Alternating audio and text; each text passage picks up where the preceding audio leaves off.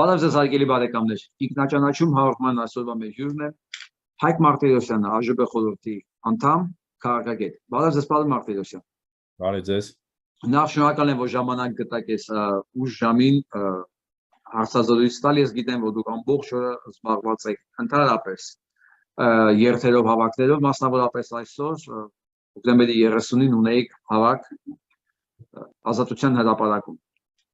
Ես միջև մեծ ավելի գլոբալ հարցերին անդրադառնալ ես կուզենայի մի երկու բառով ձեր տպավորություններ ասեք այսօրվա հավաքից։ Ինչ տպավորություններ ունեք։ Կարծում եմ նույն տպավորությունները, ինչ դուք ունեք, որ մենք մեր հավաքները անընդհատ դառնում են ավելի եւ ավելի բազմամարդ։ Նաեւ մի հետաքրքիր բան նկատեցի այսօր, որ մեզ ակտիվորեն եւ ինտենսիվորեն միանում է երիտասարդությունը։ Դա ամենակարևոր ցուցիչներից մեկն է, որովհետեւ ավանդաբար մեզ փորձել են ներկայացնել որպես ոչ երիտասարդական ուժ, բայց տեսեք, որ դա նույնպես կեղծիք է եւ մեր շարքերը ստվարանում են, աճում են, մեծանում են, մարդիկ ովքեր զարթնում են քնից սկսում են հասկանալ, որ հնարավոր է երկիրը փրկել միայն այն քաղաքական ուժի միջոցով եւ գնալով այն քաղաքական ուժի հետևից, որ ունի հստակ օրակարգ, որը միակն է, որ պայքարում է, որը միակն է, որ ամենայն անկեղծությամբ է շփվում հասարակության հետ եւ որը միակն է, իրականում միակն է որպես լուրջ ուժ, մեծ ուժ, որը ազգային գաղափարախոսության ջատագով է եւ իր պայքարը հիմնում է այդ հիմքի վրա։ Հենում է այդ հիմքի վրա։ Տպավորությունները շատ դրական են նաեւ քայլերթից, պետք է ասեմ, որ սկզբից նայելով վերջը չէր երևում եւ բազում մարդիկ փողոցում էին միանում, տեսանք նաեւ որ նորապսակներ միացան եւ հացի շորով միացան եւ որոշակի տարածություն քայլեցին մեզ հետ, դա ցույց է տալիս, որ եւ երիտասարդներ էին բնականաբար, որ հասարակության ամենատարբեր շերտերը միանում են մեզ, պատշգամբներից մեզ ողջունում էին, անցնող մեքենաները ազդանշաններ էին տալիս, բայց դա ուղղակի ինչ որ փոքր էպիզոդներ են մեծ ամբողջական պատկերի մեջ։ Բևերը ավելի ու ավելի թափ է հավաքում եւ բևերը թափ է հավաքելու մինչեւ այն կետը, երբ հնարավոր է լինելու Հայաստանը փրկել դավաճաններից եւ կատարել ոչ միայն իշխանափոխություն, այլև իշխանափոխությունից սկսել եւ կատարել իսկական հեղափոխություն։ Ես ուզում եմ ձեզ ընդհատեի կեսից ասեի, որ կեղծ պրոպագանդան ընդհանրապես միշտ ներկայացել է, որ ցանկային ազգային ազատագրական շարժում դա հին ծերացած ցնցոտիներով մարդկանց գործն է եւ երիտասարդի բանը չի դա, երիտասարդը պետքա ապազգային, հարմարվողական, անհայրենիք, որի համար սահմաններ գոյություն չունեն, ինչ տարբերություն ասենք իր հարևանով, ասենք իր բարեկամով, ինչպես ինչ է նշանակում երկիր ունենալ, հիշողություն ումն է պետք, պատմական ժառանգությունը ում այսօր հետաքրքիր եւ այլն, ես կեղծ գաղափարախոսությունով 30 տարի թունավորել են մի ամբողջ սերունդ։ Սկսել է Լևոն Պետրոսյանից, այսօր գագաթնակետին է հասել, այո ճիշտ է, ցավոք սրտի, բայց ասեմ ձեզ, որ դա շատ մեծ սուտ եւ կեղծիք է։ Ու դա երևաց կներեք, երևաց ուղիղ 1 տարի առաջ, երբ որ մեկ կրակոցից Ղարաբաղում եղավ Արցախում մեկ կրակոց եւ ամբողջ Հայաստանը երիտասարդությունը առանց սпасելու որևէ մեկի կանչի հրամանին, ես ինքս եմ տեսել այդ հերթերը, ես ինքս եմ դուրս մնացել այդ հերթերից, ես գիտեի ինչ է նշանակում, ես եմ զգացել այդ հոգին, որ այդ երիտասարդի վրա այդ վերջի 3 տարվա յուկեկով տղեկի քարոզը չէր ազդել, ու իրանք հասկանում էին, որ ճիշտը կռիվ գնալն է ու բոլորի լեզվին նույն խոսքն էր, գնանք այս հարցը վերջնական լուծելու, ու ոչ մեկ չէ սպասում այդ վերջական լուծումը վերելնելուն ոնց են պլանավորել արդեն իրենց վերջնական լուծվելու է ի վնաս մեզ, բայց իրականում վերջնական չի լուծվել ի վնաս մեզ, ընթացք է ստացել ի վնաս մեզ, անում է մեզ կործանման, կարող է լուծվել ի վնաս մեզ, եթե մենք շարունակենք քնած մնալ, եթե դարձյալ առաջին հերթին երիտասարդությունը դուրս չգա փողոց, չմիանա բևեռին, եւ ես վերացական չեմ ասում դուրս չգա փողոց ընդհանրապես ոչ, հիմա միակ ելքը բևեռին միանալն է, ավելի չուժեղացնի մեզ եւ չհեռացնի դավաճանների ռեժիմը։ Հակառակ պարագայում եւ եթե այդ ամենը տեղի ունենա, ոչ թե տեղի չունենա, այսինքն դուրս գան միանան, Հայաստանը ոչ միայն կփրկվի, այլև Հայաստանը մենք ոտքի կկանգնեցնենք եւ կդարձնենք ծաղկուն ժամանակակից արդիական առաջադեմ ազգային գաղափարախոսության վրա հիմնված, բայց բաց լայնախոհ միջազգային ժողովրդավարական բնականաբար, որտեղ դա անգամ մեր անվան մեջ կա եւ միջազգային հանրության հետ աշխատող աշխարհի զարգացած աշխարհի մաս հանդիսացող պետություն, ոչ թե այսպիսի հետամնաց միջնադարյան տիպի մի հասարակություն, որին առավոտից գիշեր հիմարացնում են առաջադիմության մասին խոսքերով այս ռեժիմի պարագլուխները, որոնք իրականում ծառայում են հայ ժողովրդին ցեղասպանած երկրի քաղաքականությանը եւ ցեղասպանության։ Ես կասեի երկրների։ Մենք ըստ էության հաճախ երկու երկիրը դիտարկում ենք որպես մեկ, որովհետև օրակարգը մեկն է եւ ցանկանում են միավորվել։ Այո, այդ երկրները երկուսն են, ես կասեի ավելին, միգուցե 3-ն են, միգուցե 4-ն են, եթե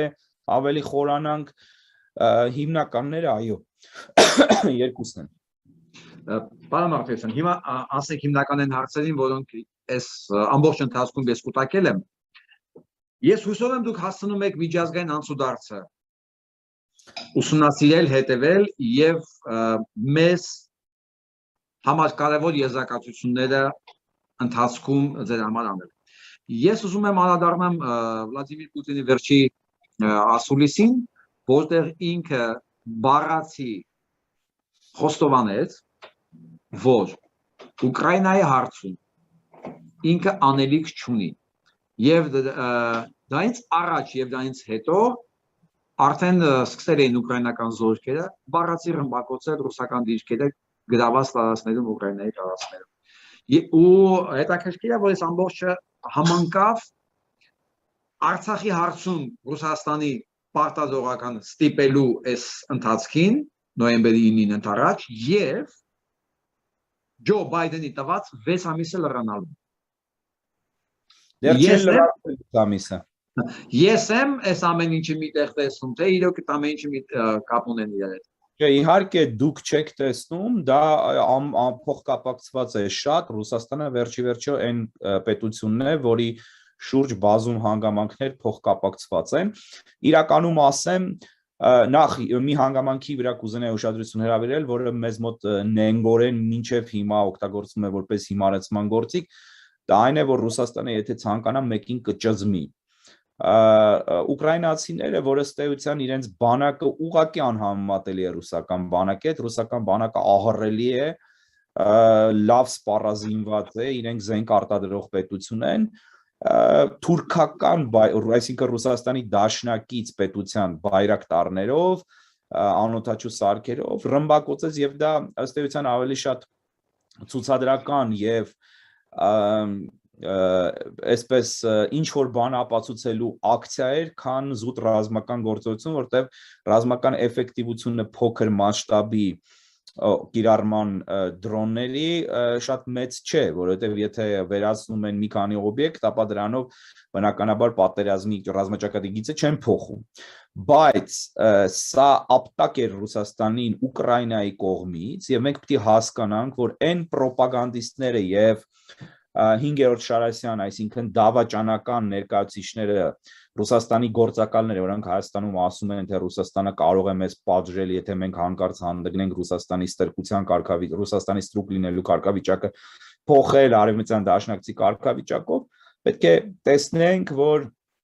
Ուկրաինան ունենալով Միացյալ Նահանգների իր նոր դաշնակցի բացառիկ աջակցությունը եւ բացարձակ աջակցությունը հանդգնում է ապտակել Ռուսաստանին, սպանել ռուս զինվորների եւ ոչնչացնել ռուսական զինտեխնիկա եւ դրան զուգահեռ կարծեմ մեկ գյուղ ազատագրել ռուսական զորքերից եւ Մարսելդա շատ հանգիստ, ընդ որում Ռուսաստանը, ասել ենք արդեն այսօր հանրահավաքի ժամանակ, նահանջի մեջ է։ Մեկ երկրորդ հերթին այո, Վալդայի ելույթը դա Ռուսաստանի հանձնվելու եւ տարածաշրջանից հեռանալու վկայություն է, որտեղ Ռուսաստանի նախագահը բացահայտ ասում է այն մասին, որ ինքը ըստ էության ձեռք է քաշում Ուկրաինայից եւ սա մեկ ամբողջական շղթային մաս է։ Ռուսաստանը Հայաստանում պրոպագանդիստ դավաճանները ներկայացնում են որպես խորհրդային միության պես մի երկիր, ամենևին այդպես չէ։ Իմիջիալս վերադառնալ Ուկրաինայի օրինակին ասեմ, որ ռուսները որպես պետություն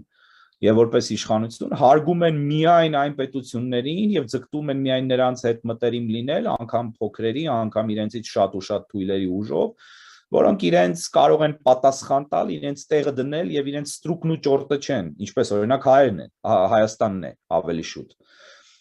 Ցավոք սրտի հայ ժողովրդին էլ ստրկացրել են իրենք։ Ուկրաինայի դեպքը նորից դա է ապացուցում նաև Թուրքիայի օրինակը, որտեղ 4-5 խոշոր հակառուսական ակցիա է տեղի ունեցել, սկսած ռուսական ինքնաթիռի ոչնչացումից, սիրիական երկնքում դեսպանի սպանությամբ Կրիլովի եւ ամենավերջին թարմ դեպքերից մեկը օրինակ պատերազմի ժամանակ ռուսական ուղղաթիռի վստահ եմ կանխամտածված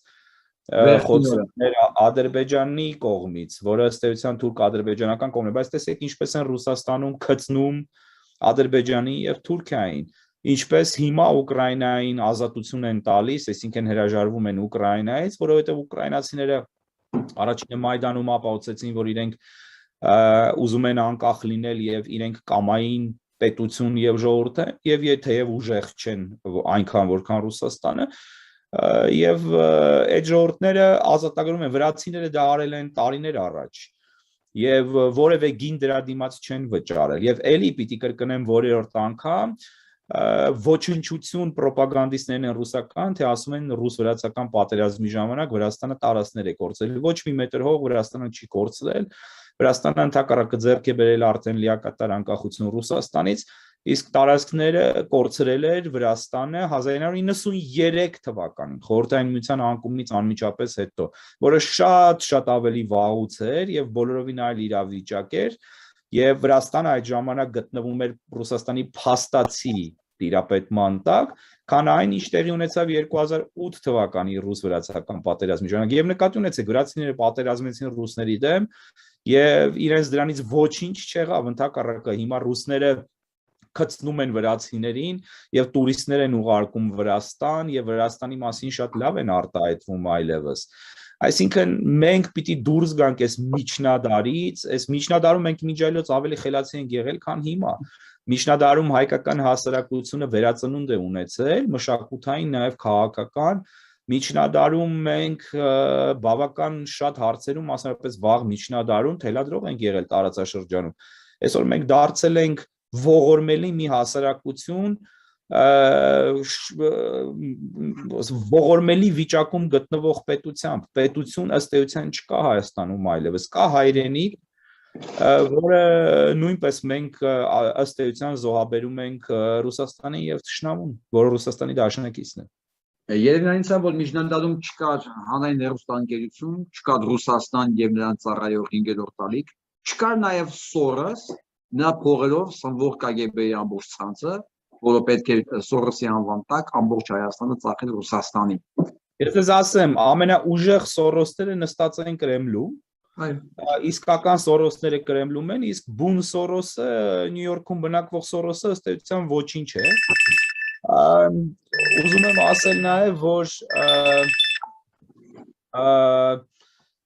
չկար նաև միջնադարում Նիկոլ Փաշինյան, եւ Նիկոլ Փաշինյանը այն բացառիկ երևույթն է հայոց պատմության մեջ, որը կատարել է մի բան, արել է մի բան եւ տվել է այս ժողովրդին եւ պետությանը վնաս կամ վնասներ եւ դեռ տալու է, որպեսզի մենք չենք տեսել ոչ ամենահայտնի մեր պատմության մեջ մինչեւ այս պահը եղած մինչև 1 տարի առաջ եղած դավաճանների մոտ, ինչպես օրինակ Պետրոս Գետադարս կաթողիկոսը, որը ըստ էության փաստացիորեն հանձնեց անին, եւ ոչ էլ Վասակ Սյունին, որը մեր պատմության ամենակարևոր դրվագներից մեկում ըստ էության դավաճանություն գործեց, թեև հետո փորձեր եղան մասնավորապես 20-րդ դարում կամ մեր օրերում 21-րդ դարի սկզբին արդարացնելու Վասակ Սյունին, բայց դավաճանների, այդպես հիշում ենք նաև Մերուժան Արծրունին եւ այլն, դավաճանների պակաս մենք չենք ունեցել պատմության մեջ, բայց որևէ դավաճան չի տվել այն վնասները այս երկրին, ինչ տվել է սա։ Հետևաբար Նիկոլ Փաշինյանը եզակի է հայոց պատմության մեջ։ Ես կարծում եմ Նիկոլ Փաշինյանը եզակի է մարդկության պատմության մեջ։ Եվ ցավոք սրտի այս հարցում, այս ողբերգական հարցում նույնպես մենք եղանք առաջինը մարդկության պատմության մեջ եւ աշխարհում։ Մենք սիրում ենք գլուխ գովել, որ այս հարցում առաջինն ենք, այն հարցում առաջինն ենք, մեկ-երկու բացառությունից բացի կամ բացառությունից անդին այդ առաջինը միշտ ամենասարսափելի հիմարության կամ սարսափելի արատ է վկայում եւ օրինակ մենք առաջինն ենք, որին կործանում են, ցեղասպանում են, ոչնչացնում են եւ երկրորդ անգամ ընդ որում հայրենազրկում են եւ մենք քնած ենք, միակն ենք աշխարհում, ինչպես ընդ որում նույն պետությունները նույն մեխանիզմերով։ Այո, եւ մենք դասեր չենք խաղում, մենք 300 տարի մեծ հաշվով, իսկ ավելի կոնկրետ ուղիղ 100 տարի առավել փոքր հաշվով որևէ դաս չենք խաղում, մենք չենք հասկանում, որ Ռուսաստանն է ոչնչացնում կամ ոչնչացման հանձնում Հայաստան։ Մենք չենք հասկանում, որ Թուրքիայի եւ Ադրբեջանի հետ անհնար է ապրել բարեկամության մթնոլորտում, որպես հարևաններ, այո, հնարավոր է, եթե Պարիստ քաշենք, բետոնից բարձր Պարիստ,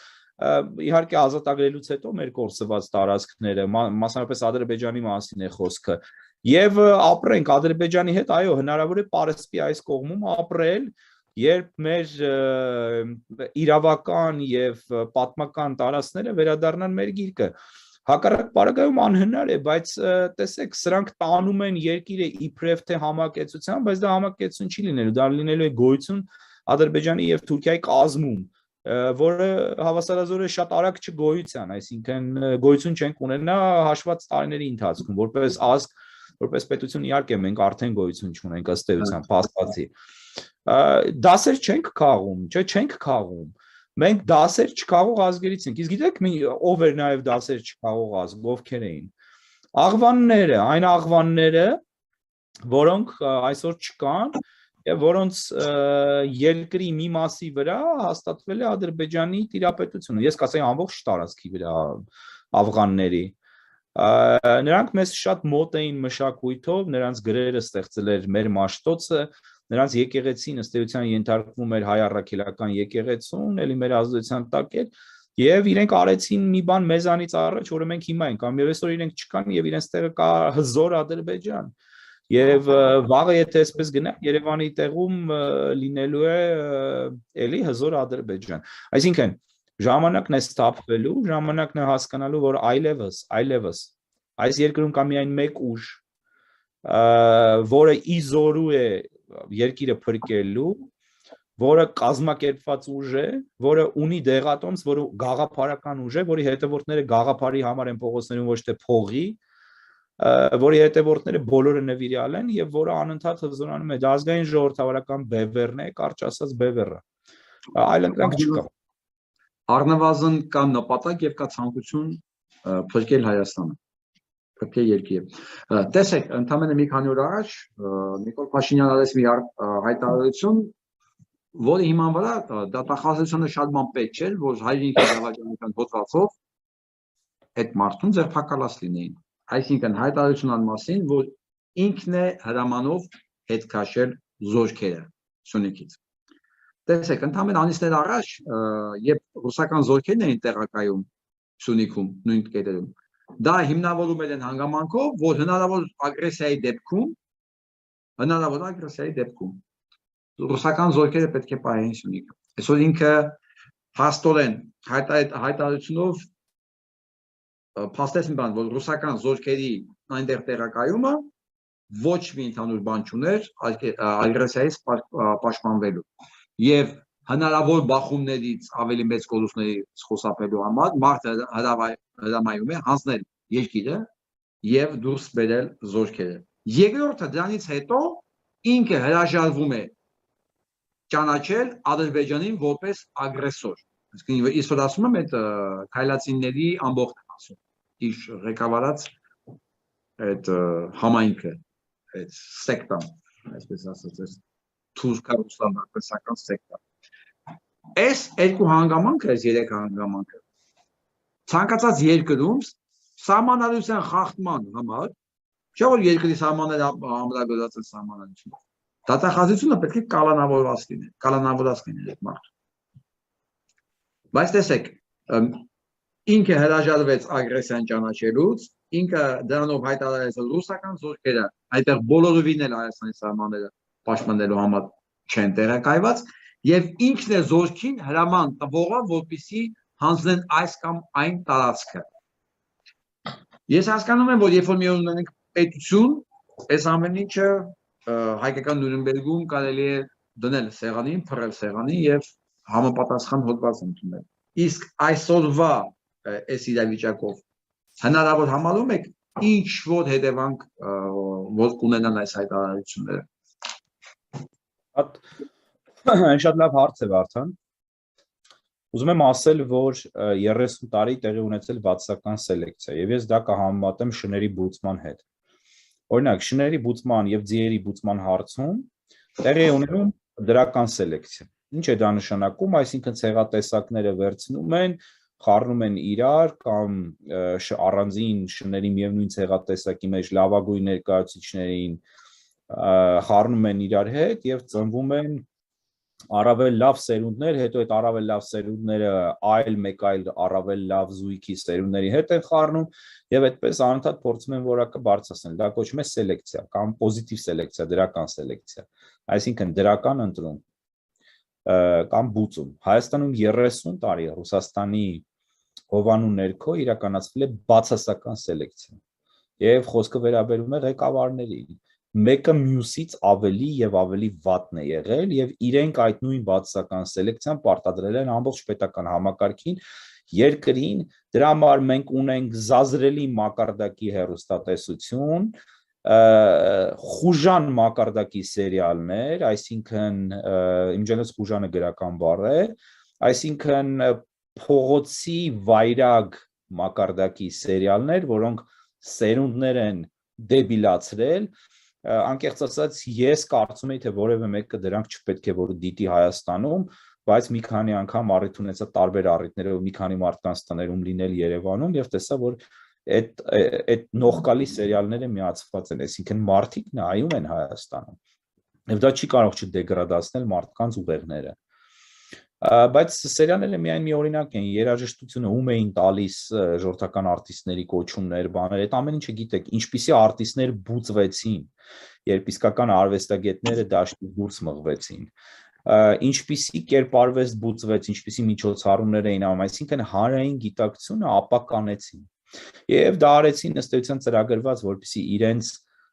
այսպես ասեմ, այսպիսի սկզբունք կա քաղաքագիտության մեջ, եթե մի իշխանություն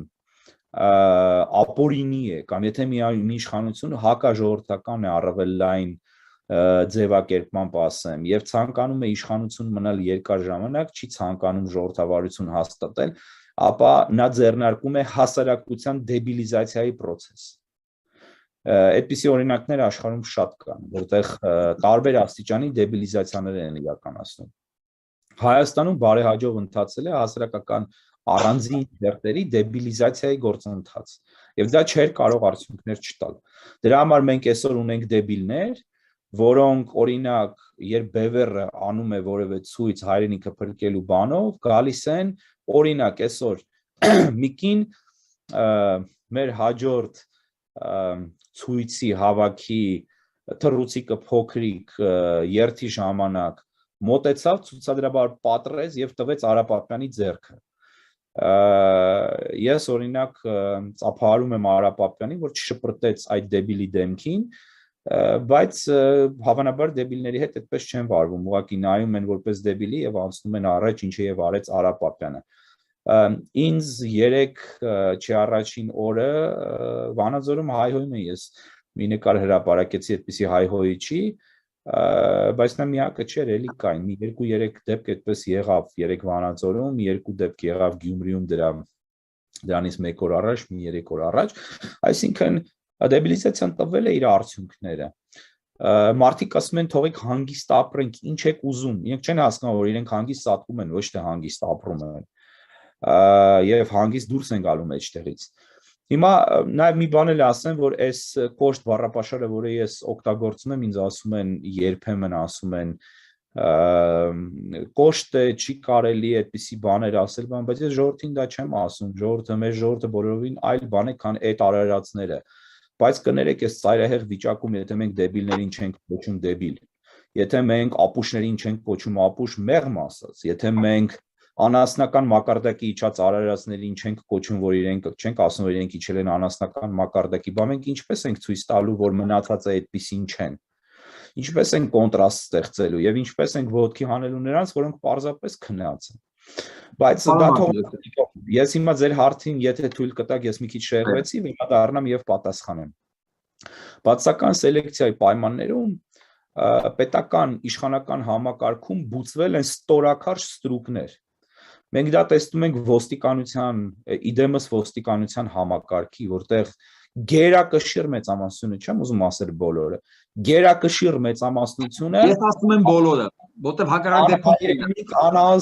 անհայրենիք, անազգ արարածներ են եւ հայ կամ մարդ կոչել այդպես բան է, մեղք է։ Դատախազությունը ըստ էության նույն պատկերն է։ Ովքեր են այսօրվա դատախազությունը ստեղծել։ Ստեղծողներից ամենակարկառուն դեմքերից մեկը Աղվան Հովսեփյանն է։ Եվ այստեղ մեկնաբանություններ անել պետք չի։ Դատախազությունը հաստատ որևէ բան չի ձեռնարկելու սրա դեմ, դատախազությունը սրա գործիքն է։ Ինչի մասն է խոսքի։ Ով է այսօրվա գլխավոր դատախազը, նայեք։ Ով է նախկին գլխավոր դատախազը, օրինակ Գեորգ Կոստանյանը նախկին գլխավոր դատախազն է։ Ովքեր են դրանք։ Իմ ջելոց ես Գեորգ Կոստանյանին գիտեմ համալսարանում մենք միասին ենք սովորել նույն տարիներին, ես պատմության ֆակուլտետում էինք իրավաբանականում։ Եվ այդ մարդիկ ինչպիսի համակարգ պիտի ստեղծեին։ Ես ուզում եմ մեկ այլ բան ասել այս համատեքստում։ Տեսեք, դուք ասացիք, որ ինքը հրաման է տվել եւ ինքն ընդունեց, որ հրաման է տվել զորքերը հետ քաշվելու։ Եվ զորքերը քաշվել են հետ։ Այդպես է եղել ըստ էության կարելի է ենթադրել ամբողջ պատերազմը։ Ես ուզում եմ հարցնել, ուր էին այն գեներալները, որոնք աստղեր էին ստացել, որոնք ճոռոմ բարբաջում էին հայրենասիրության դիրքերից ելնելով, ովքեր են դրանք։ Մենք ընդունում ենք արդյոք, որ գեներալների գերակշիռ մեծամասնությունը, էլի թերևս դիպանագիտորեն չասեմ բոլորը, ուղղակի անասուններ են եղել կամ իրենց պահել են անասունների պես։ Համագործակցել են։ Բայց գիտեք ինչ կա, վերջի վերջո այնպես չի, որ բոլորը իրենցից պաշտել են թուրքերին կամ պաշտել են ռուսներին, չէ, այդպես չի։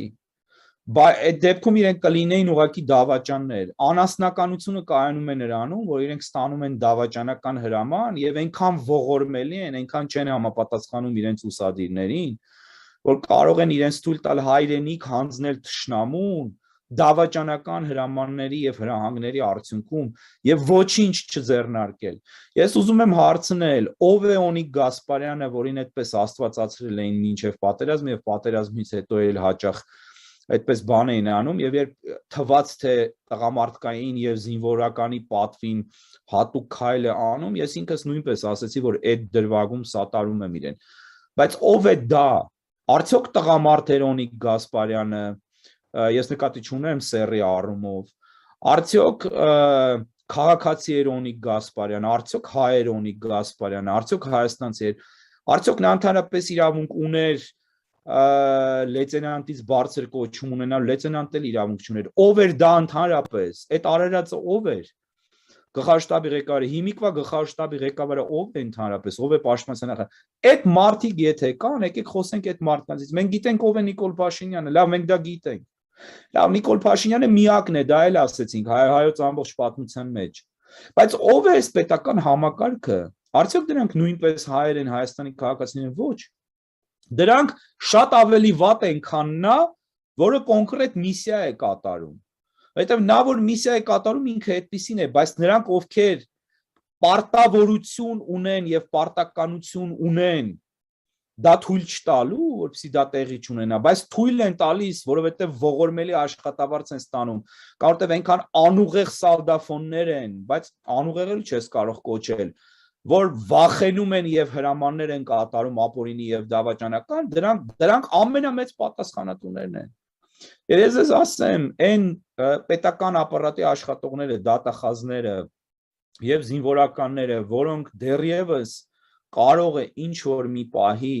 իրենց դրսևորեն որպես արժանապատիվ քաղաքացիներ երկրի եւ արժանապատիվ պաշտոնյաներ, այդ մարդիկ, այո, այդ մարդիկ իհարկե այս ընդհանրությունից պետք է դուրս դիտարկվեն, բայց այդպիսիներին մենք հիմա չենք տեսնում։ Եվ գիտեք ինչ, Աստվածչանի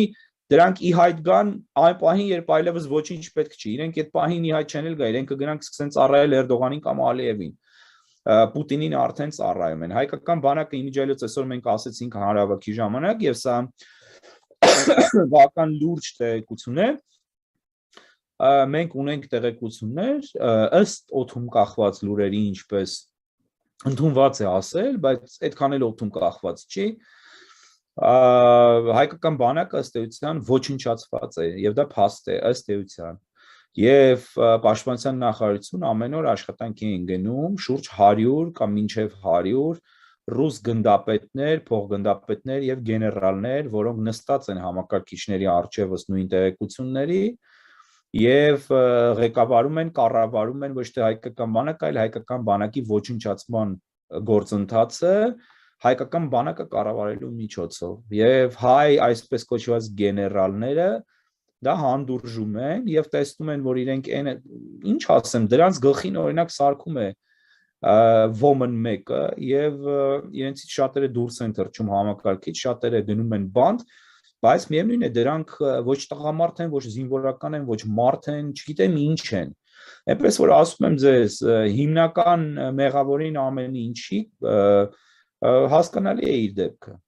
Հասկանալի չէ այն բանակը բացասական սելեկցիայի արդյունք տված մարդկանց, որոնք ըստ էության շատ ավելի ստոր վիճակում են, քան նա,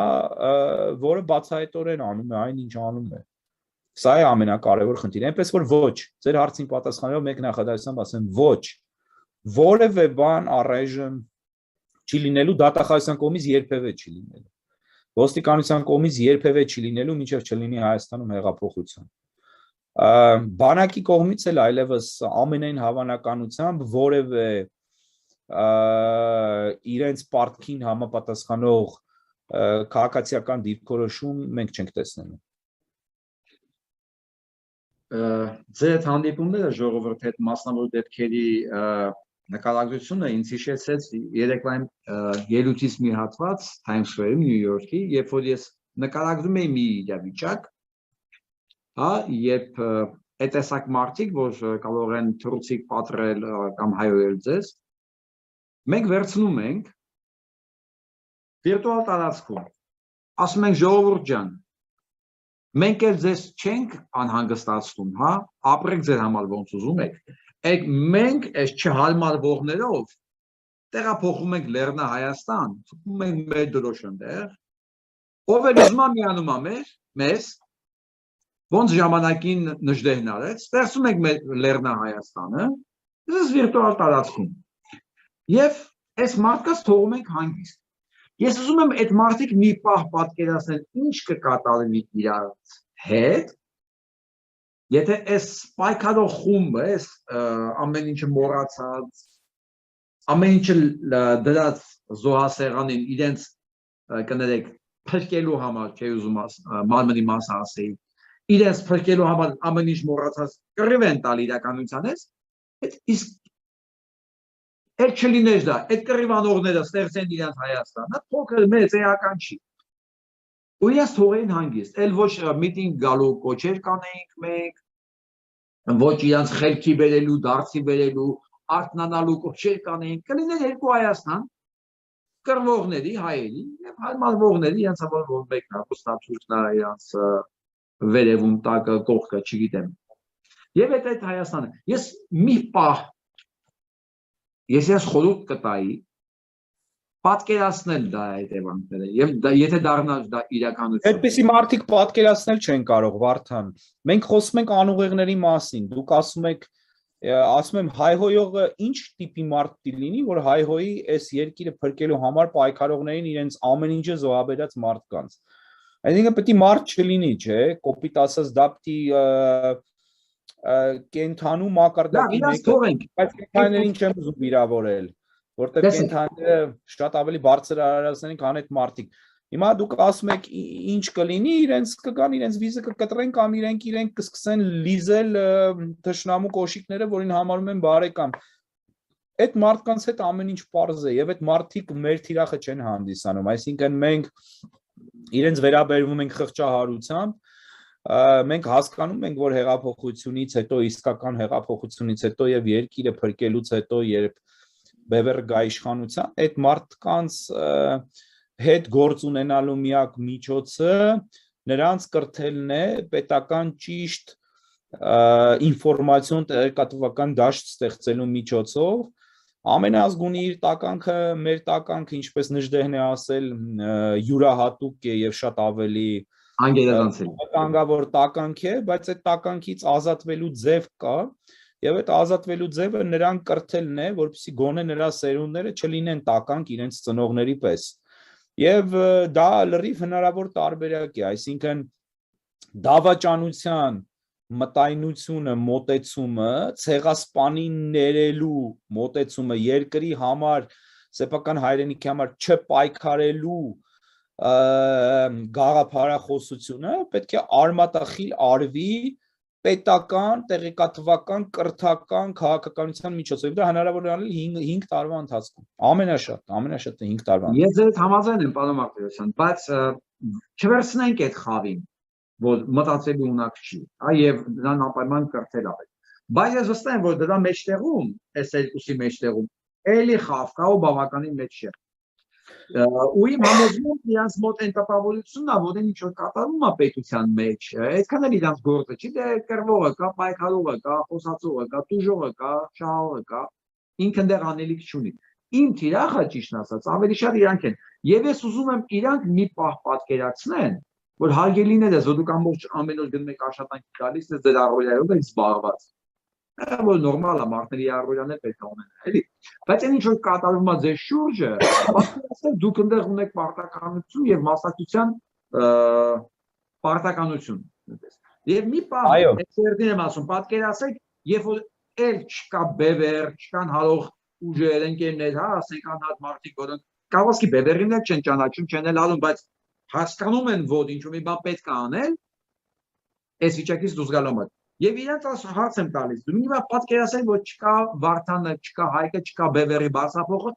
բարձրախոսը եւ ընդհանրապես ձեր զահալեն տանող չկա։ Ձեզ թողել ենք հանգիստ, մենք մեր կներեք վեշերը հավաքել ենք, ստեղծել ենք մեր Հայաստանը, ձեզ էլ ասել ենք հանգիստ ապրեք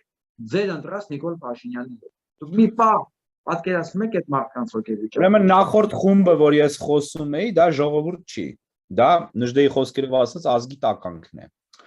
Այս խումբը, որի մասին դուք խոսում եք, դա արդեն ժողովրդի մի մասն է։ Հուսով եմ մեծ մասը չի, բայց մեծ մաս է։ Մեծ մաս է, բայց մեծ մասը չէ։ Այսինքն ինքը որոշակիորեն ծավալուն մաս է, բայց ամբողջ ժողովրդի մեծ մասը չէ։ Ես շատ հուսով եմ, որ ճիշտ եմ պատկերացնում այդ խմբի չափերը մոտարապես։ Հիմա այո, մեր թիրախը նույնպես այդ խումբն է, եւ այդ խմբի մեջ քիչ չեն մոլորվածները, այդ խմբի մեջ քիչ չեն դեպրեսիվ մարդիկ, այդ խմբի մեջ քիչ չեն որոշակի կրթության պակաս ունեցող մարդիկ, որոշակի ապակողմնորոշված մարդիկ, դա բավական խառը խումբ է։ Եվ ըստ էության այդ խումբը բավական դժբախտ խումբ է, որովհետեւ այդ խումբը դժբախտություն ունի չտեսնելու կամ ընտրություն կատարելու հրաժարվելու տեսնելու ճշմարտությունը։ Հենց այդ խմբի համար ենք մենք անընդհատ գոռում, գոչում, փողոցները չափչփում ամեն օր, արժանանում հայհոյանքների, նաև արժանանում գնահատանքի, այդ խմբի համար ենք մենք կատարում զոհաբերությունները մեր բոլոր անձնական, գործնական եւ այլ բնույթի, որպեսզի կարողանանք արթնացնել որոշակի զանգվածների այդ խմբից, բայց մենք մի բան ենք հասկանում, անգամ այդ խումբը կամ այդ խմբի այն հատվածները, որոնք չեն արթնանալու, անգամ նրանք անկարող են լինելու որևէ բան փոխել այս երկրում։ Այս երկրում փոխել եւ այս երկիրը փրկել կարող է մի ոչ մեծամասնություն կազմող խումբ, մարդկանց խավ, որը նույնպես այս կամ այն պատճառով հաճախ երբեմն դրա հատվածները, ուշ է միանում մեզ, բայց այնուամենայնիվ միանում է, եւ դա գիտակից կամ բարձր գիտակցություն ունեցող մասն է կամ այն մասն է, որը բավական արագ է ըմբռնում, որտեվ նորմալ է մարդը կարող է դանդաղ ըմբռնել ինչ որ բաներ, որը բավական արագ է ըմբռնում իրականությունը։ Այստեղ խնդիրը այն է, որ մենք շատ ժամանակ չունենք, որպեսզի դանդաղ ըմբռնողներին սպասենք։ Հետևաբար կա որոշակի կրիտիկական զանգված, որը երբ ձևավորվեց այս ոչ շատ մեծաթիվ խմբերի միասնությունից մեր շուրջը, Բևեռի շուրջը եւ երբ իրենք դառնան Բևեռ, այդ ժամանակ հնարավոր կլինի խոսել երկրի փրկության կոնկրետ քայլերի մասին։ Դրա համար մենք անընդհատ անում ենք հանրահավաքներ, ինչպես տեսնում եք, մեր հանրահավաքների թիվը ամեն անգամ աճում է, համակրանքը ժողովրդի աճում է, այո, մարդիկ իրականում նրանք ովքեր քնած էին շատ-շատերը զարթնում են եւ մի պահ թափ են տալիս իրենց եւ տեսնում են, որ դեպրեսիան էլ լուծում չի եւ հարգանքս այդ մարդկանց, հարգանքս մեր ժողովրդի այդ հատվածին, նախկինում ապակողմնորոշվածներ կան, որոնք գալիս միանում են, էլի հարգանքս իրենց, այսինքն մենք ոչ քինախնդիր ենք, ոչ բաժանում ենք ժողովրդին, ոչ բան, մենք հասկանում ենք, որ կա մի խումբ, ուզում եմ այս բառը ընդգծել, խումբ, որը տականքային խումբ է, որը կողմ է դավաճանությանը, որը կողմ է քիրվայությանը, որը չունի հայրենիք, որը չունի ազգ, որը տեր-պետրոսյանիզմով է տառապում, որը դրանով ոչ թե տառապում է, այլ երջանիկ է։ Դա մեզ համար այո այդպիսի խումբ է, որը կործանում է ամբողջ ազգը, ամբողջ ժողովրդին, մեր հայ ժողովրդին։ Բայց ժողովուրդը ունի այլ շերտեր եւ այդ մարդկանց մենք չենք համարում ժողովուրդ։ Մեզ համար ժողովուրդը դա թեկուզ քնած, թեկուզ դեպրեսիայի մեջ, թեկուզ ոչ մեզ հետ եղող խմբերն են, խավերն են, զանգվածներն են, բայց իհարկե նաև մեզ հետ եղողներն են, այսինքն մենք մեզնով չենք չափում, եւ մեզ համար ժողովուրդը կարող է սխալական լինել, ժողովուրդը կարող է եւ անսխալական լինել, բայց մեզ համար ժողովուրդը այն զանգվածն է, որը դավաճան չէ, ինքն իրեն չի դավաճանում, իր ծնողների գերեզմաներին չի, դա է ժողովուրդը։ Մնացածը ըստ էության մեր մեջ ծնված բաներ են, տեսեք հաճախ լսում ենք խոսքեր, որ սա հայ չի, նա հայ չի, ուրեմն եւ այլն, չէ, այդ գենետիկ կազմվածքը արյան բանի շատ քիչ կապ ունի իրականում կապ ունի, թե դու քեզ ինչպես ես զգում, թե քո ինքնագիտակցությունը ինչպիսին է, այսինքն ազգային էթնիկ ինքնագիտակցությունը եւ գիտեք ինչ կա Հայաստանում բազում հույներ կան, եզիդիներ կան, քրդեր կան, ասորիներ կան, որոնք շատ հայերից շատ ավելի հայ են, ես ունեմ էթնիկ առումով հայ են, այսինքն իրենք շատ ավելի հայաստանցի են, իրենք շատ ավելի այս երկիրը համարում են իրենց հայրենիքը եւ այդ մարդկանց առջեւ պետք է խոնարհվել, որտեւ այդ մարդիկ նվիրյալներ են, հա, ես կես կորեացի գիտեմ հայ իմ ընկերների մեջ, որը ազգությամբ 50%-ով մաքուր կորեացի է, բայց իրեն համարում է հայ եւ իրենից ավելի հայրենասեր մարդ ես շատ քիչ եմ տեսել, եթե տեսել եմ երբևէ։ Այսինքն ինչի մասին ենք խոսում։ Մենք պետք է հասկանանք, որ հայ ժողովուրդը դա այն ժողովուրդն է, որը դավաճան չէ։ Ուրիշ հարց, որ մեր մեջ դավաճանների խմբեր կան։ Եվ դրանք ոչ հայ են, ոչ հայաստանցի են, ոչ հայրենիք ունեն։ Բայց դրանց հետ մենք պետք է կրթենք եւ գանք իշխանության, սա է հարցը։ Ուղղակի ընդհանրացնելով ասեմ, որ այս լուրջ խնդիր է, այստեղ շատ խութեր կան, բաներ կան, բայց մի բան պարզ է, չի կարելի սեփական հայրենիքը դնել ցեղասպան թշնամու ոտքերի տակ։ Դա արել են եւ անում են հիմա հենվելով առանձին խմբերի վրա։ Երբ լինի քրիտիկական զանգված, այդ բոլոր խնդիրները լուծվելու են։ Դրա համար հենց հիմա նույնպես կոչ եմ անում մեր ժողովրդին, նրանց ովքեր դեպրեսիայի մեջ են, ովքեր հույսները կտրել են, մի կտրեք ձեր հույսերը, մի կտրեք ձեր հույսը։ Կա փրկության ուղի, եւ այդ փրկության ուղին առաջարկում է BBR-ը, բայց մենք չենք տենչում ձգտում իշխանության։ Մենք տենչում եւ ձգտում ենք միայն մի բանի՝ փրկելու Հայաստանը կործանումից, իսկ Հայաստանը ոչնչանում է եւ հայ ժողովուրդը կանգնած է իսկական ցեղասպանության վտանգի առջեւ։ Հետևաբար դուք եկեք լսեք մեզ, միացեք մեզ, բոլորով միասին փրկենք Հայաստանը։ Մեր ժողովուրդը մասամբ թմրած է, բայց մեր ժողովուրդը մեռած չէ, եւ մեր ժողովուրդը չպիտի մեռնի, մենք չպիտի թույլ տանք, որ ժողովուրդը մեռնի։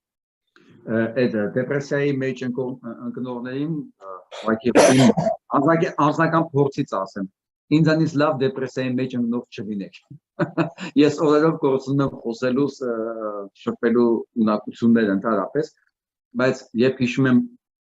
որ ես չանեմ, ով պետք է անի։ Ու այդ ժամանակ ինչ որ տեղից էներգիա է մեջս արթնանում, ու ես գիշերով զանգում եմ Հայկ Մարտիրոսյանին կամ մեկ այլ կարևոր մարդու ասում արեք զրուցենք եւ ներկայացնենք ինչ է իրականում հիմա կատարվում եւ ինչ է պետք անել, որ Այլոց Վարդան, աշխատանքը, որ դուք կատարում եք, կներեք, որ ընդհատում եմ, շատ կարևոր է եւ անպայման տալու է իր արդյունքը։ Դուք արևելյան ափին, որտեղ հայ համայնքը կազմակերպված չէ ցավոք, որտեղ երբ ես էի նոր տեղափոխվել արևելյան ափ Նյու Յորք, շատ փոքրաթիվ էր համայնքը, համայնք չկար, ես երկար տարիներ անգամ հայերի խմբերի հետ չեմ շփվել, միայն առանձին անհատների, այսպես անձնական մակարդակով էպիզոդներով։ Հիմա որքան հասկանում եմ, ցավոք սրտի ձևավորվել է համայնք, ցավոք սրտի, որտեղ ձևավորվել է Հայաստանի հաշվին, հայաստանցիներ են հիմնականում գնացել, հին սփյուռքը հայերը կտրված են մեծ մասամբ, ոչինչից տեղյակ չեն, ինչ որ շատերը, չեմ ասում բոլորը, բայց շատերը ինչ որ հիմար գաղափարներ ունեն, մակերեսային, ինչ որ կարող են Boston Globe-ից իմանալ Հայաստանի մասին նորությունները եւ այլն,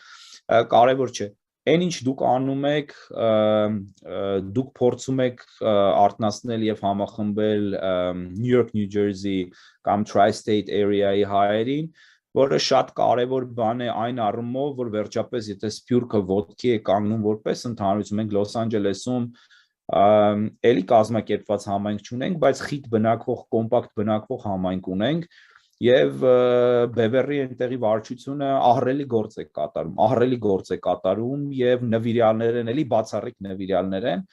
Արևելյան ափում ցավոք սրտի քիչ են այդպիսի մարդիկ, բայց կան, դրանցից մեկը դուք եք եւ սփյուռքում ընդհանրապես պիտի մարդիկ հասկանան, որ այնինչ դուք եք անում, պիտի արվի նաեւ տարբեր այլ համայնքներում նույնպես, մենք Եվրոպայում ունենք այդպիսի գաղափարակից ընկերներ, որոնք էլի բացառիկ նվիրյալներ են, բացառիկ գործ են անում, բայց սա պիտի լինի համասփյուռքյան շարժում նույնպես, մենք համահայկական շարժում ենք։ Ազգային ժողովրդարական BBR-ը ոչ թե իշխանության ձգտելու գաղափարի շուրջ ստեղծված կառույց է, որը ոչ թե ֆինանսավորվում է դրսից, ինչպես մնացած կուսակցությունների 99%-ը, այլ դա grassroots movement է, որը ժողովրդական հանրային շարժում է, որի մեջ մի քանի կուսակցություններ կան, այդ թվում եւ ազգային ժողովրդավարական BBR կուսակցությունը, Սասնա-Ծռեր կուսակցությունը եւ էլի կուսակցություններ եւ ուժեր եւ անհատներ անկախ, որոնք համախմբվել են երկիրը փրկելու օրակարգի շուրջ, ունեն գաղափարախոսություն, այդ գաղափարախոսությունը ներկայացնում են, օդի մեջ չեն ասում ունենք գաղափարախոսություն, ինչպես մնացած գրեթե բոլորն են ասում, չէ։ Եվ ձեր օրինակը կարծում եմ պիտի վարակիչ լինի նրանց համար, այն համայնքների համար, որոնք դեռ տեղից չեն շարժվում, որոնք դեռ քնած են, եւ ցավոք սրտի մենք ունենք հին սփյուռքի пассивության օրինակը, երբ հին սփյուռքը մեծ մասամբ ցավոք սրտի ապակողնորոշված է կամ հետաքրքրված չէ կամ չի հասկանում ինչ է կատարվում Եվ սա նույնպես Շնորհակալություն ձեր խոսքերի համար, բայց քանի որ իմ մոտ շատ են կետերը, որի մասին ուզում ապայման խոսեմ, կարճ ներկայացնեմ իմ հանդիպումների շարքից մեկը, որը չուզենալով, բայց ես նախաձեռնեցի այդ, հասկանալով, որ պետք է օգտագործել բոլոր ռեսուրսները, ինչ որ առկա են Նյու Յորք։ Նյու Յորքում տեսա մի գեղեցիկ շենքի վրա դրված հայերեն տառերով ազգային առաջնորդական արտադրի ձեր ստատուսը։ Այո, եւ խնդրեցի հանդիպում մեր ընդհանուր ընկերը Տիկին Վարդ անունով զանգեց առաջնորդական, խնդրեց հանդիպում իր խոսքով։ Ես գնացի։ Բավականին ջերմ ընդունելություն, ժամ ու կես տևած հանդիպում։ Ես այն տպավորությունն ունեի այնտեղից ասած։ Ուսի այդպես է, որ մարդիկ հստակ հասկանում են ինչ է կատարվում Հայաստանում, ովքեր են մեղավորներն, ովքեր են պատասխանատուները, հստակ հասկացողություն կար։ Ես նոր բան կարծես թե չէի ասում, ավելի շատ ես իրանց վստահեցնում էի այն համոզմանն եք, ինչ որ արդեն կարծես թե իրանք ունեն։ Բայց չունեն մի բան պատկերացում, թե իրենք ինչ կարող են անել։ Եվ դասական սփյուռքի մոտ ես իրենց օրինակով եմ ասում, երկու երևելի մարդ։ Ասած են իրենց ընկալումների մեջ, որ այս հարցում իրենք չեն կարող ոչ մի բան անել, որովհետև Հայաստանի քաղաքացի չեն, մեկ, եւ ֆիզիկապես չեն գտնվում Հայաստանում երկու։ Ուստել հիմար արդարացումներ են։ Ասենք առաջ, ես փորձեցի ապացուցել, որ դա անշուշտ իր նշանակություն ունի, բայց սփյուռքում անելիք կա, եւ այն ռեսուրսը, որ սփյուռքն է տերապետում, եթե դա արտնացվի եւ օգտագործի ճիշտ ուղղությամբ, հնարավոր չի Հայաստանի կործանումը չկանխել, հա, դա հնարավոր է ռեալ դրսել է ուժը եւ կանխել են ինչ որ մեզ սպառնում է, ի վերջո իրենց բացատրում եմ անգելիներս, եթե դուք 100 տարի ավել օգտագործել եք ցեղասպանության հանգամանքը ինչ որ միջոցառումներ անելու համար, դա կլինի հայդատը, դա կլինի ձեր ընդհանրապես գործունեության իմաստը, ընդհանրապես գոյության եւ գործունեության իմաստը։ Նիկոլ Փաշինյանը մի սորավությունով վերջը դնելու ամեն ինչ։ Դուք որպես ձեր պնդումով այդ Վահան Քարտաշյանի գործի շարունակող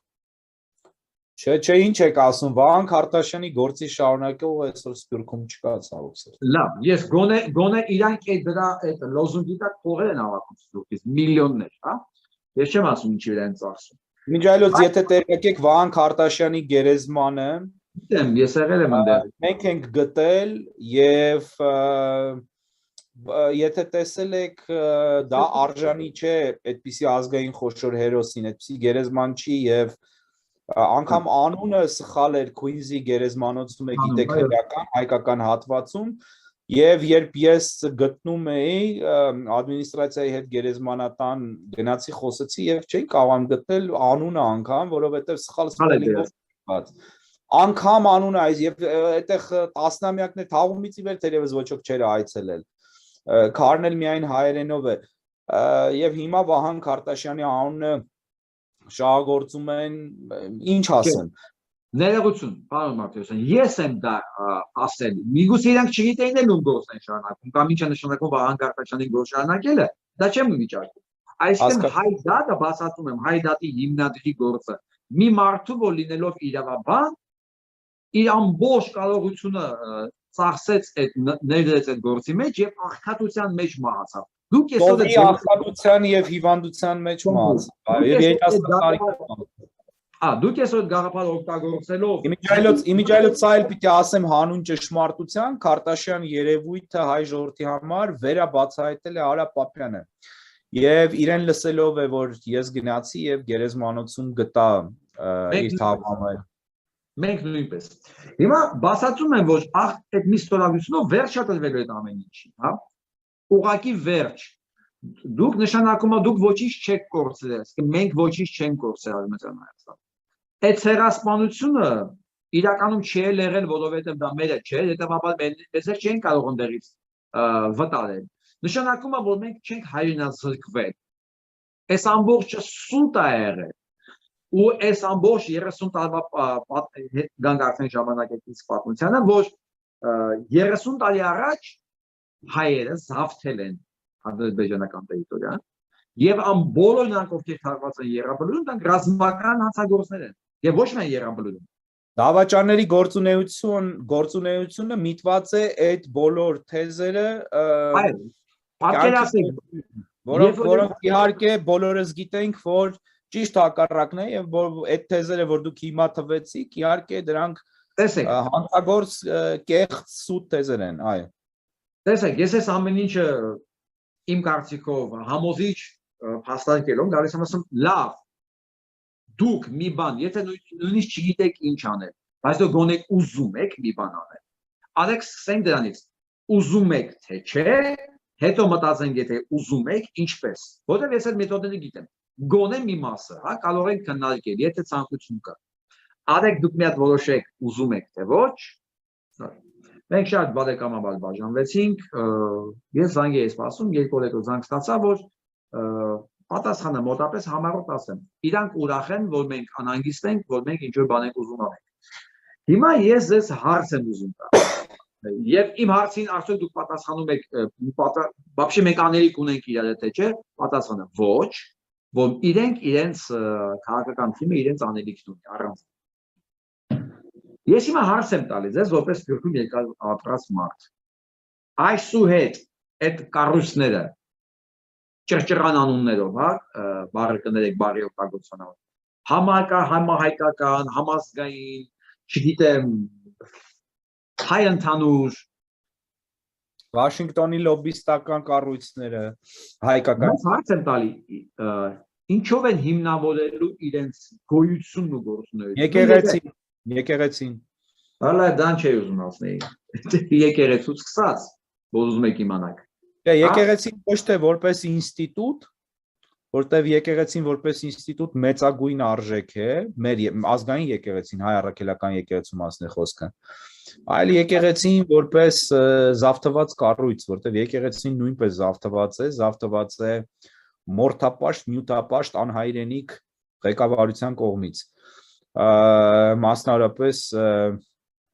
Էջմիածնի կաթողիկոսությունը, բայց ես հարցս ինչպես են այդ կառույցները իրենց գոյությունը հիմնավորելու եւ հիմնավորելու իրենց պասիվությունը Հայաստանի վերջնական ոչնչացման։ Բարթան հիմնավորելու խնդիր չունեն, իրենցից հաշիվ պահանջող չկա, դուք եք հաշիվ պահանջում, մենք ենք Բևերն է հաշիվ պահանջում, ելով է հաշիվ պահանջում։ Երբ որ կլինենք իշխանություն, այն ժամանակ հաշիվ կպահանջենք այդ ինստիտուտներից մեծ հաշվով եւ տեսնենք թե ինչ են ասելու եւ դրանց մեծ մասի կարիքը չի լինի կամ կազմերը պետք կլինի փոխել, որովհետեւ իրենք այս ճակատագրական կործանվող պահին դավաճանել են թե Սփյուռքին, թե Հայաստանին եւ հայության ընդհանրապես։ Հիմա ասեմ ձեզ, որքան հասկանում եմ դուք գնացել եք Անտիլիասի առաջ Նյու Յորքում, որտեղ Էջմիածնի հետ դե ամեն ինչ պարզ է։ Պարզ է։ Ասեմ ձեզ, որ Անտիլիասի պարագայում միանշանակ չի ամեն ինչ, շատ ավելի բարդ է, որովհետև այստեղ պետք է նայենք կուսակցական ասպեկտին խնդրի եւ սրա մասին շատ քչերը գիտեն Հայաստանում, շատ քչերը գիտեն թե Հայաստանում, թե Սփյուռքում։ Մեծի տանն Կիլիկիո կաթողիկոսությունը իր թեմերով հանդերձ քաղաքականապես եւ շատ հաճախ նաեւ ֆինանսապես կախված է հայ հեղափոխական դաշնակցությունից։ Գիտենք, որ այսինքն եկեղեցին է կախված դաշնակցությունից։ Չէ, դա բոլորը Չէ։ Ինչպես նվիրատվությունը տալիս է եկեղեցուն թե դաշնակներին, թե դաշնակներն էլ հետո ինչ որ բան են հանգանակում։ Չէ։ Հիմնական Անտիլիասի հիմնական դոնորները տարբեր մեծահարուստ դաշնակցականներ են եղել տասնամյակներ շարունակ։ Եկեղեցին իրականում, եկեղեցու այդ հատվածը իրականում շատ լուրջ քաղաքական եւ ֆինանսական կախման մեջ է եղել եւ հայ հեղափոխական դաշնակցությունից։ Գիտենք, որ հայ հեղափոխական դաշնակցությունը հիմա տրոհված է եւ ամենահարուստ հատվածը, որը արևմտյան ափի, կոպիտ ասած Լոս Անջելեսի հատվածն է, ամբողջությամբ առանձնացած է եւ անգամ իրենք բազմաթիվ հայտարարություններ են արել, վերջինը եղավ կարծեմ 2 շաբաթ առաջ, որ շատ հստակ մեղադրում էին Հայաստանի Դաշնակցությանը եւ այդ թվում նաեւ Լիբանանի Դաշնակցությանը, որը ըստ էության մի թևն է, իրենք մյուս թևն են, դավաճանության մեջ փաստացիորեն այդպես էր ստացվում իրենց կոչումից հեռանալու մեջ եւ այլն, Լոս Անջելեսին է։ Լոս Անջելեսի Ես ուզում եմ ձեզ ընդհատեմ։ Մեր զրույցի ժամանակ Սրբազանը շատ հստակ նշեց, որ Դաշնակցության աջակցությունը Ռոբերտ Քոչարյանին դա դավաճանություն է։ Ես վստահ եմ, թույլ կտակ ասեմ, բացատրեմ։ Ուրեմն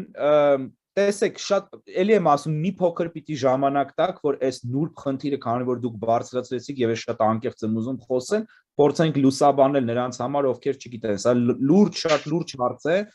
եւ չեմ ուզում, որ մենք անձրևանոցի պես մեղադրենք բոլորին եւ ամեն ինչ։ Կրկնեմ, սա քաղաքական նուրբ հարց է։ Միացյալ Նահանգների արևմտյան ափի, ոչ թե արևելյան, օրինակ ձեր ափում անջատված չի Դաշնակցությունը Հայաստանից։ Արևմտյան ափում անջատված է եւ արևմտյան ափից է հիմնականում սնվել կուսակցությունը, հիմնականում։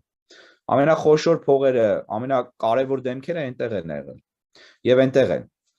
Իրենք մնում են Դաշնակցություն, բայց տարբեր Դաշնակցություն, այսինքն իրենք դատապարտում են Քոչարյանական թևը, իրենք դատապարտում են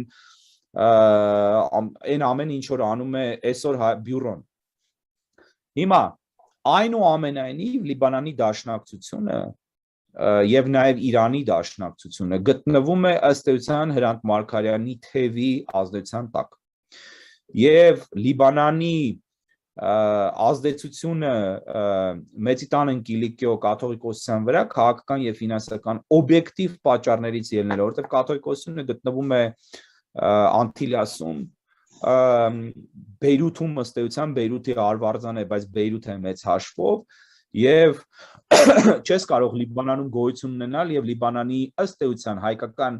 միակ ծանրակշիռ ռամկավարներ, հնչակյաններ, թողնենք մի կողմ, միակ ծանրակշիռ կուսակցությանը հաշվի չառնել, որտեղ նաեւ այնտեղ խնդիրներ կան, շենքերի խնդիրներ կան եւ այլն, շատ չմանրամասնանամ։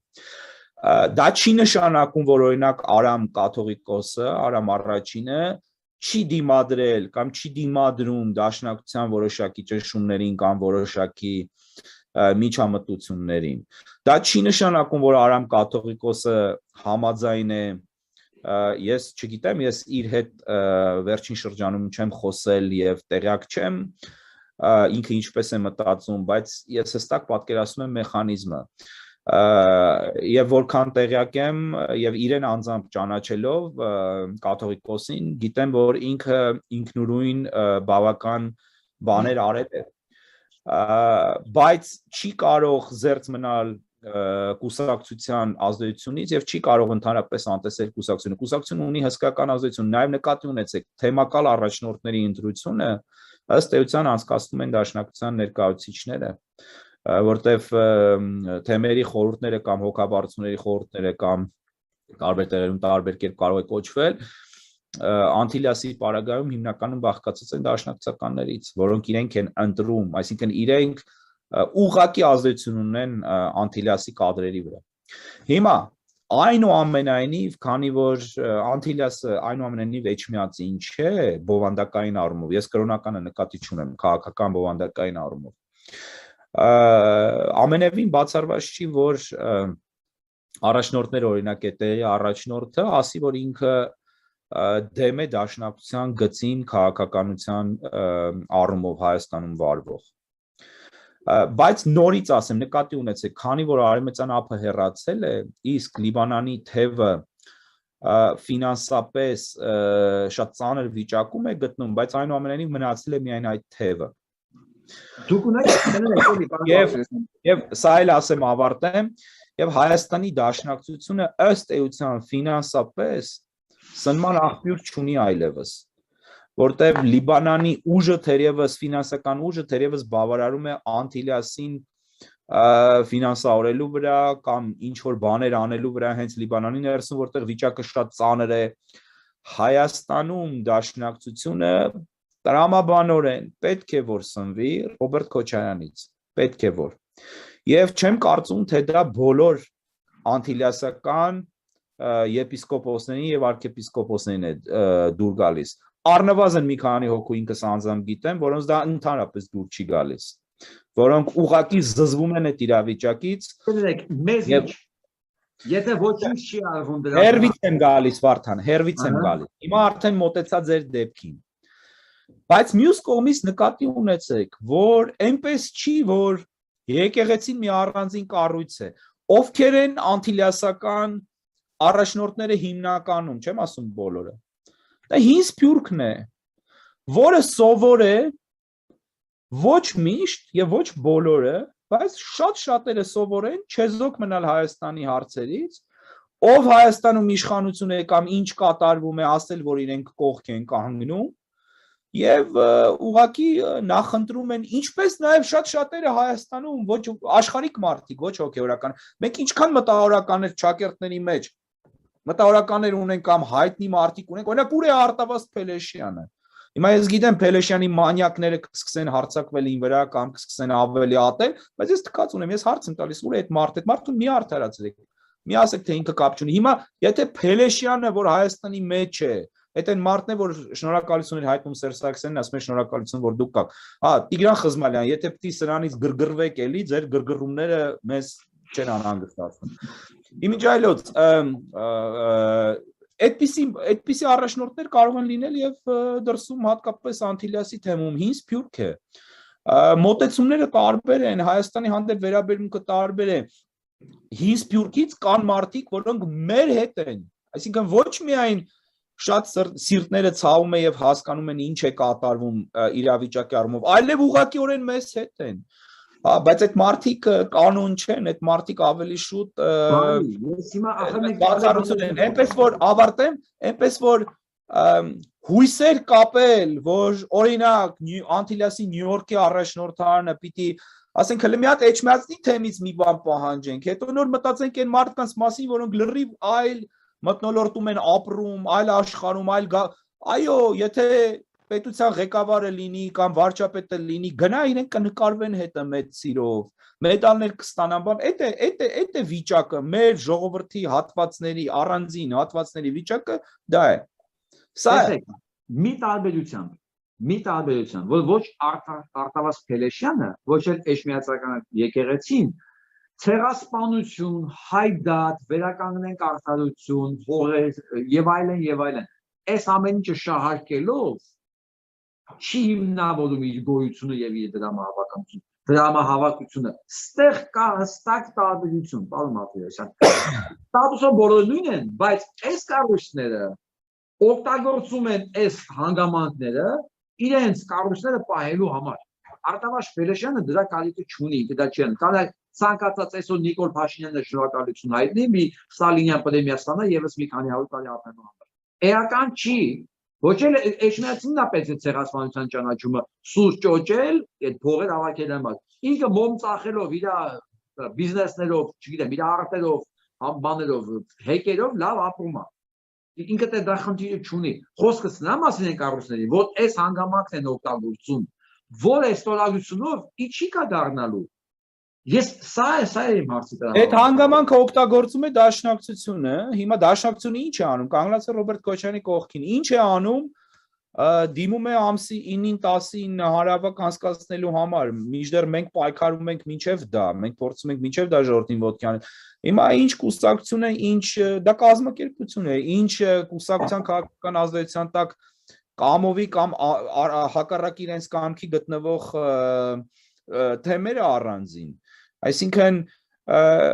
չէ ինչ արդարացում չկա, ընդհանրապես արդարացում չկա, որ մեր ժողովրդի մի մասը անտարբեր է այս ամեն ինչին։ Հիմա մենք ֆիքսվենք առանձին բաների վրա, ասում եմ ձեզ, ուր է կաթողիկոսը։ Էջմիածնի կաթողիկոսը ուր է։ Էջմիածնի կաթողիկոսը երկիր է կործանվում։ Ուր է։ Ինչ որ բան խոսում է, այդ Պարքև Սրբազանի վերցրել ուղարկել են Լոս Անջելես, տարվա կեսից ավելին կամ կեսը Լոս Անջելեսում փող է հավաքում։ Այդ ուր են գնում այդ փողերը, ինչ են անում, Պարքև Սրբազանը ինչի դուրս եկավ Արցախից, ինչի բանը, ես գիտեմ հիմա Պարքև Սրբազանի եղբոր տղան, որ շատ սիրում է հայհոյա խոսել, հիմա կարող է սկսի ելույթներ ունենա, ոչինչ, թող ելույթներ ունենա, պատասխանը կտանք արդեն, որովհետև արդեն բանը բանից անցնում է եւ պիտի մարդիկ իմանան թե ով է եւ ով ինչ է ասում եմ որ եկեք շատ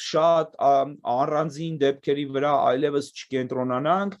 որովհետեւ կա ընդհանուր երևույթը աղետ է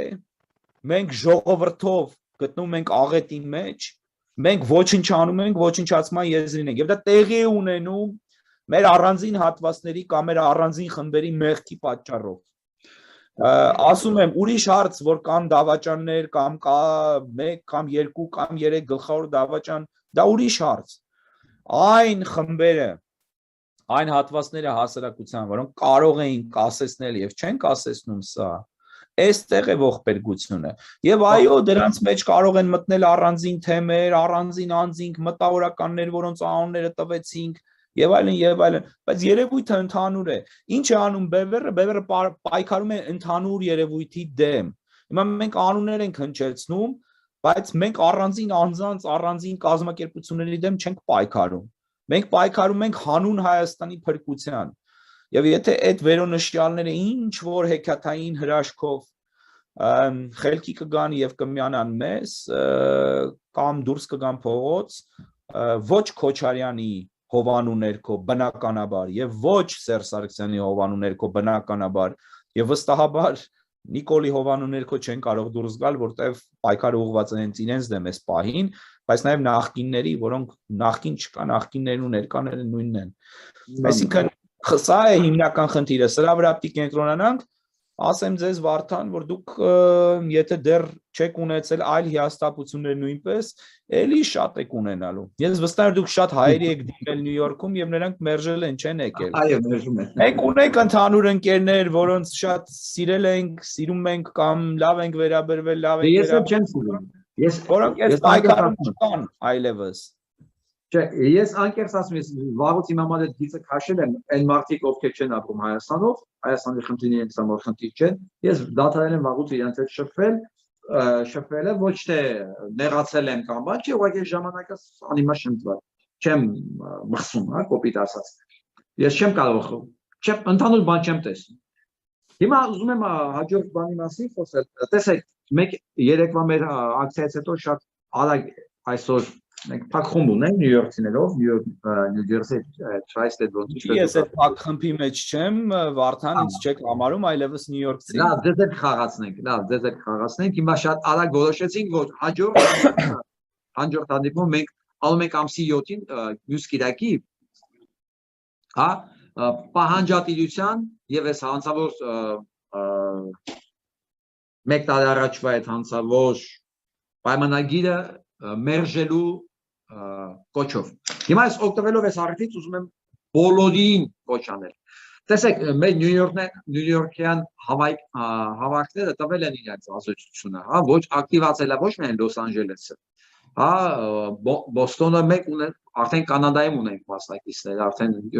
Վաշինգտոնում, այսինքն այս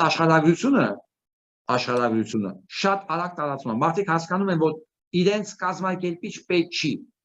մեկը հրաման տա, իրեն կարող են վերցնել թուղթ ու գրիչը, վրան գրել, որ ես պահանջատել եմ, մերժում եմ Նիկոլ Փաշինյանի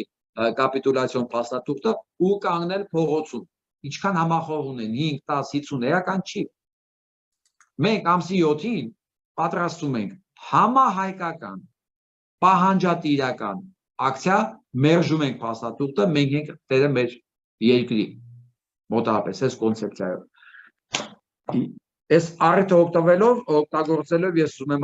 կոչ անել մեր բոլոր ընկերներին աշխարհասփյուռք, ես գիտեմ որ մեզ նայում են Նյու Յորքից մինչև Սիդնեյ եւ մինչև Թել Ավիվ, ընկերներ ջան, հայրենակիցներ ջան, ամսի 7-ին ձեզ տեսնեմ փողոցներում, ձեր պլակատներով, արդարացումներ պետք չեն, գործի է, չգիտեմ, հիվանդ է, ժամանակ կա, չկա Եթե մենք սա չենք անելու հիմա, հետո մեր ապրելն էլ է մեծ աշխով իմաստազրկվում։ Ես օրինակ ես չեմ պատկերացնում առանց իմ այդինիքի։ Ես ինչ չեմ պատկերացնում, ես Արտան ջան, Սփյուռքում շատ-շատերը պատկերացնում են սա։ Հայաստանում են անգամ պատկերացնում։ Իրանք թողում եք մի կողմ, չէ, իրանք թողում եք մի կողմ, բայց այն մարդիկ, որոնք չեն պատկերացնում, տանը նստել չկա։ ամսի 7-ին քանի հոգի կլինեք էական չի հավաքեք ձեր ընկերներին որոնք նույնիսկ հայտ չեն դա էլ էական չի կարևորը որ հասկանում եք խնդրի կարևորությունը որ այդ օրը մենք հայտարարում ենք պահանջատիրության օր եւ մերժում ենք դավաճանի ստորագրած կապիտուլյացիոն փաստաթուղթը սա պետք է երևա գետնի վրա եւ համացանցում արեք ձեր ակցիաները նկարեք մարդկանց տեղեկացեք որ սա պայքարի ամենազդեցիկ ձևերից մեկն է եթե մենք սա չենք անում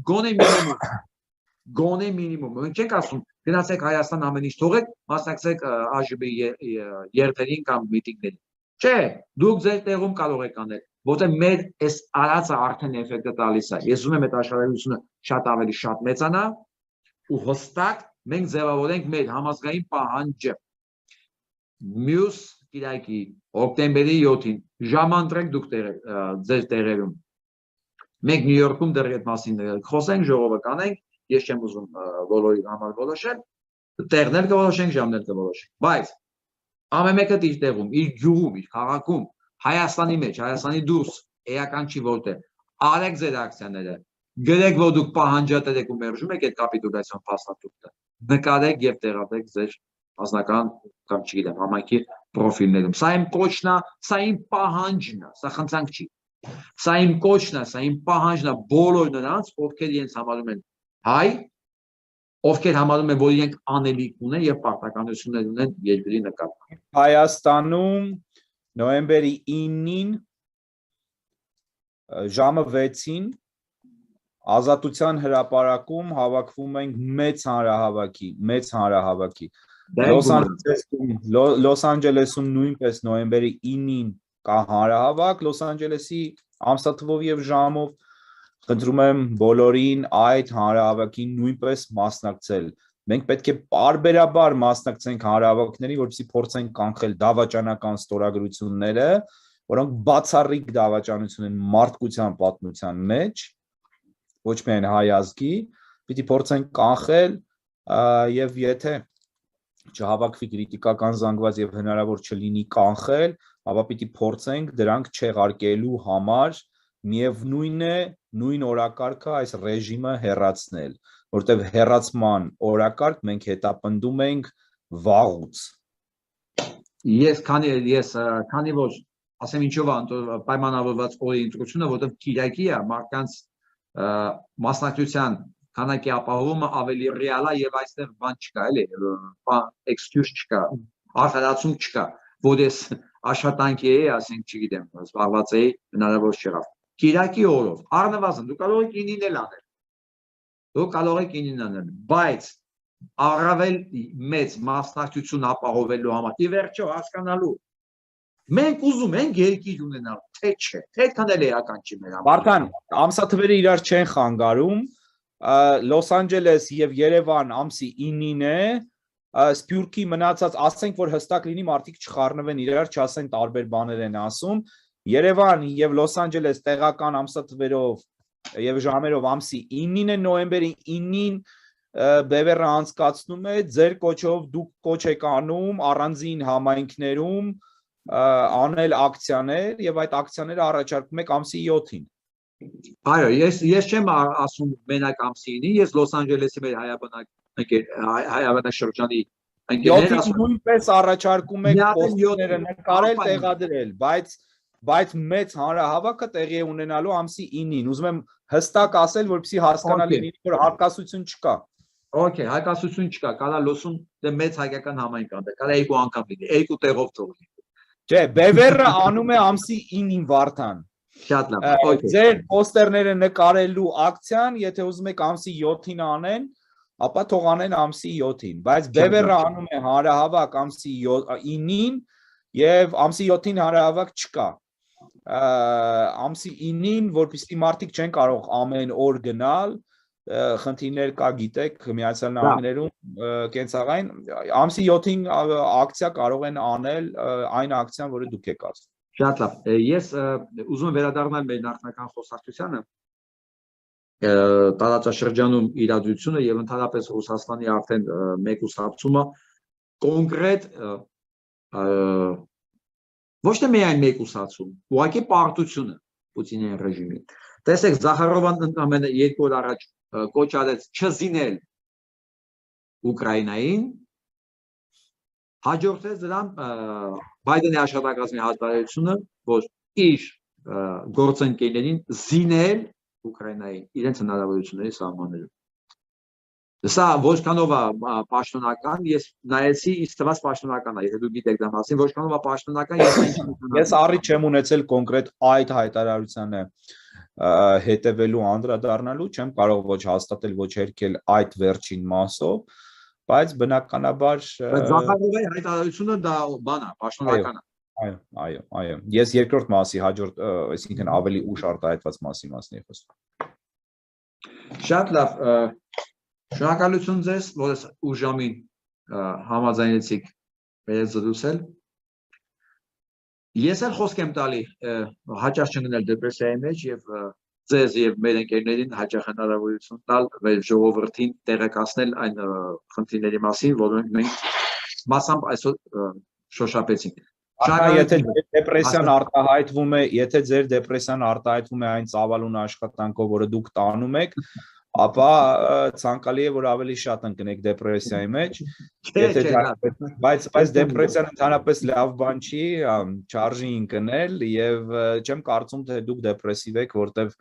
դեպրեսիվ մարդը սովորաբար հատկապես ծանր դեպքերում ցանկանում է քնել եւ անկողնուց վեր չկենալ, դուք միշտ փողոցներում եք, միշտ դրսում եք, միշտ ակցիաներ եք անում եւ փորձում եք արթնացնել սպյուրքը եւ կարծում եմ դա ձեզ աստիճանաբար սկսում է հաջողվել։ Գիտեք, հաջորդ բան, երբ ուզում եմ գնամ քնեմ, մտածում եմ միանգամից, բայց ես ու քնեցիք, գործը ով է անելու, միանգամից